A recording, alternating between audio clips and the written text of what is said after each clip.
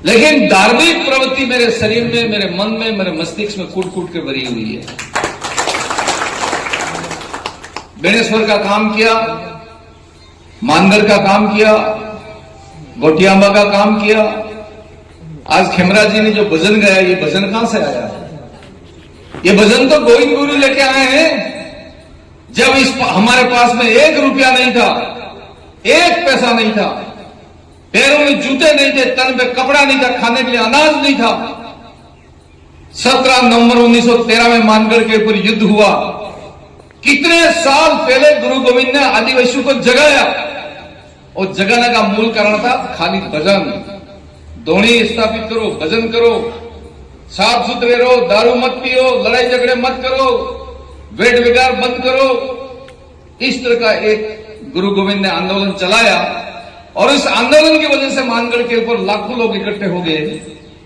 और 17 नवंबर 1913 में प्रातः 7 बजे अंग्रेजों ने गोली चला दी और 1,500 आदिवासी भाई मर गया। आओ, मर तो गए, लेकिन हम सबको आजाद कर दो। आज देश की आजादी के अंदर कई लोगों ने अपनी कुर्बानियां दी। कांग्रेस वाले कहते हैं कि हमने अकेले कुर्बानी दी। उस टाइम में न तो कांग्रेस थी न भाजपा थी। उस वक्त तो देश कौम में, देश के लिए कौन काम करेगा, मुल्क हमारे सामने लक्ष्य था, हमने इसके लिए काम किया था। और इसलिए मैं, जो मोदी साहब की ताकत है वो वर्ल्ड में किसी के पास में नहीं है। कांग्रेस हो, दूसरी पार्टी हो, कहने के लिए कुछ भी तुम कह दो, लेकिन नरेंद्र मोदी जी के मुकाबले में दुनिया में कोई नेता मजबूत नहीं है और नहीं है। राम मंदिर का कितना बड़ा झगड़ा हुआ, किसी को पता तक नहीं लगने दिया। कोर्ट का फैसला हुआ, मंदिर बनाना शुरू किया, और आज ऐसा मंदिर बन गया जो दुनिया उसको देख रही है। दुनिया के लोग आके दर्शन कर रहे हैं भगवान राम के। रात के 10 बजे मैं सो रहा था, वैसे ही रेस्ट कर रहा था, और मुख्यमंत्री जी का टेलीफोन आया। महेंद्र मालवीय का, कहा हूं? मैं साहब मैं अपने गांव हूं, बांसवाड़ा हूं। क्या कर रहे हो? कोई नहीं, घर पे ही हूं। कि आप जयपुर निकल के आ जाओ और पूरी तैयारी करके आओ। मैं कि मैं क्या तैयारी करके जाऊं? कपड़े तो अटैचिंग तैयार है, रुपया कितना चाहिए बनाने के लिए? सुबह हवाई जहाज पकड़ के गया, वहां मिले कि आपको दिल्ली बुलाया गया है।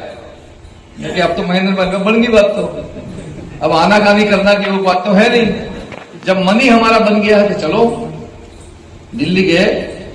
मुझे आज खुशी है इस बात की पड़ता कि एक प्रदेश का राजा एक मेरे जैसे आदमी को पकड़ के राष्ट्रीय अध्यक्ष जी के पास ले जाए। नड्डा साहब वहां बैठे हुए थे, मैं समझ रहा था कि अमित शाह साहब अकेले ही होंगे। वहां अंदर गया 10:30 बजे तो नड्डा साहब भी बैठे हुए थे और अमित शाह साहब भी बैठे हुए थे, और मैं और मुख्यमंत्री जी अंदर गए। मैं क्या, महेंद्र मालवीय तेरी संचय थी कि नड्डा साहब मिलेंगे कि नहीं मिलेंगे, ये अलग से टाइम लेना पड़ेगा। एक तो वक्त भी खुल गया कि दोनों मिल गए, और तीसरा मुझे लेके गया, अपनी तो होगी बल्ले बल्ले। सकल सूरत देखिए, कहा मैं तेरे को जानता हूं महेंद्र में। ठीक है सब, कुछ गड़बड़ी मैं भी करता रहता था गुजरात और मध्य प्रदेश में। कहा कि कल से जाओ और काम पे लगो, कल से जाओ काम पे लगो, और बाकी सब हम पे छोड़ दो। उससे ज्यादा मैं उनसे क्या बात कर सकता था। और दूसरे दिन आके प्रदेश भारतीय जनता पार्टी कार्यालय में मेरी सदस्यता ग्रहण हुई।